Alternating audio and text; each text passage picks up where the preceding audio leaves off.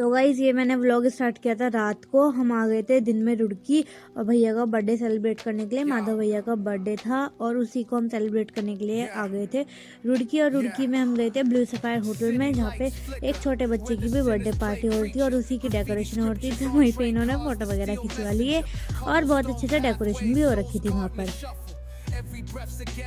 Hello guys, welcome to my new blog. मैं मंजिला, स्वागत करती हूँ आपका एक नए ब्लॉग में। तो आज था माधव भैया का बर्थडे और हम सेलिब्रेट करने के लिए आ गए थे रुड़की। तो ये है मेरी younger sister and this is my little sister रिया।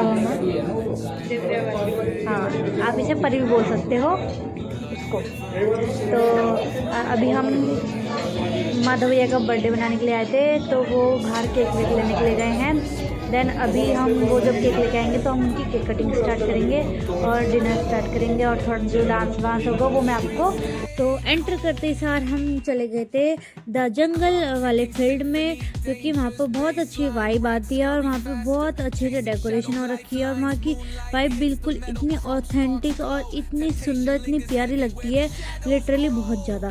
तो हम उस वाले एरिया में आ गए थे। देन हमने फिर वहाँ पे ऑर्डर दिया। ऑर्डर देने के बाद मैं आ गई थी बाहर थोड़ा सा फोटो शूट करने के लिए।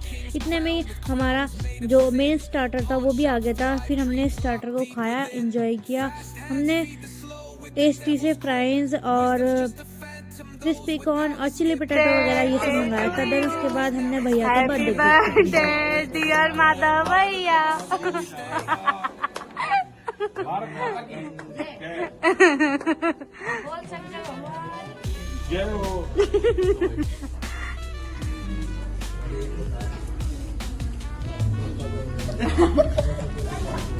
जय भवानी।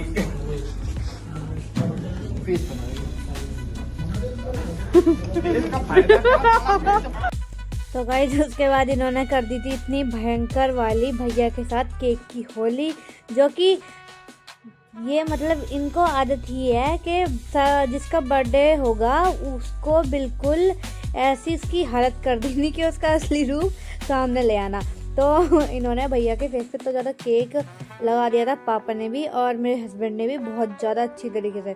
फिर इनकी ये केक वाली होली खिली और उसके बाद सेलिब्रेट करके फिर तीनों ने फेस वॉश किया। फेस वॉश करके अपने कपड़े वपड़े जो थे वो साफ़ करे अच्छी तरीके से। और माधव भैया का तो इस होली के मतलब जो केक की होली थी उसमें उनके माधव भैया का चश्मे का जो लेंस था वो भी निकल के खो गया था। फिर उन्होंने लेंस को ढूंढा और लेंस तो नीचे ही मिल गया था, खैर ज़्यादा ढूंढना नहीं पड़ा। तो लेंस को ढूंढने के बाद फिर उसको लगाने की कोशिश की साफ़ करने के बाद, लेकिन वो लग ही नहीं रहा था। फिर पापा ने बोला चलो कोई बात नहीं, मैं नया बनवा दूँगा। तो फिर भैया का चश्मे का लेंस टूटने के बाद उसको हमने ऐसे ही टेक आउट कर लिया था। और फिर ये सारे गए थे वॉशरूम जाने।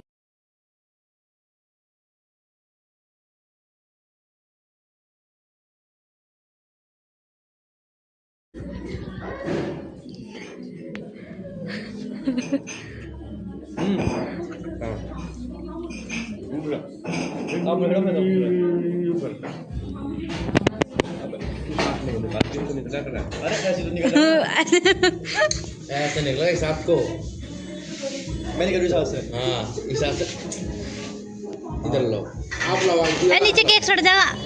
इधर देखो। बढ़िया।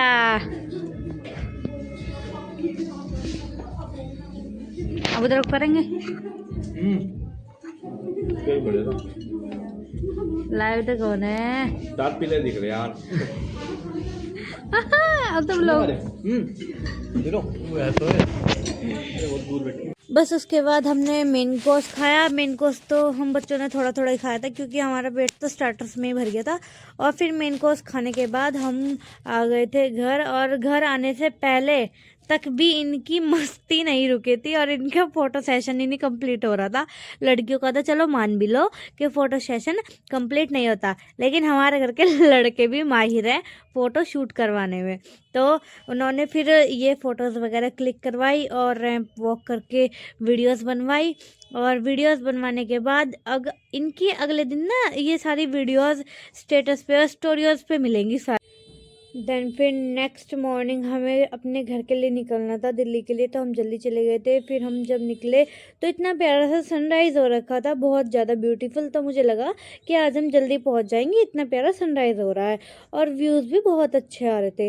इतने ब्यूटीफुल नेचर के इतने सुंदर सुंदर व्यूज़ आ रहे थे, लिटरली बहुत ज़्यादा। और बिल्कुल ऐसा लग रहा था जैसे कि हम कहीं मतलब अपने घर पर ना होकर हम कहीं और ही हैं।